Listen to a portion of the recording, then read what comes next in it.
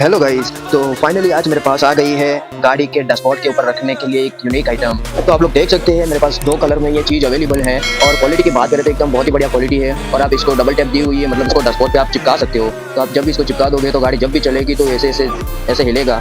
तो ये बहुत ही अच्छा लुक देता है और एकदम दिखने में भी बहुत ही बढ़िया दिखता है। ये जितना भी ऐसे आप हिलाओगे लेकिन कभी भी ये इसका जो अंदर बॉडी है वो डूबेगा नहीं। आप लोग देख सकते हैं वो नहीं डूब रहा है, ऐसे का ऐसा ही रह रहा है। चाहे मैं इतना कैसे भी कर दूँ, उल्टा भी कर दूंगा तो भी ये नहीं डूबने वाला, क्योंकि ये क्वालिटी एकदम बहुत ही बढ़िया है। बनाने वाले ने बहुत ही कमाल की चीज़ बनाई है। इसमें होड़ी दी हुई है और इसमें जो है वो डायनासोर जैसा कुछ दिया हुआ है और पहाड़ भी जैसा दिया हुआ है। आप लोग देख सकते हैं, ये देखिए।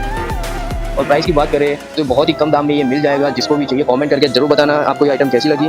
तो जो भी चाहिए वो लेने आ सकता है, अपने पास अवेलेबल है। अभी नया माल आया है तो ले लेना।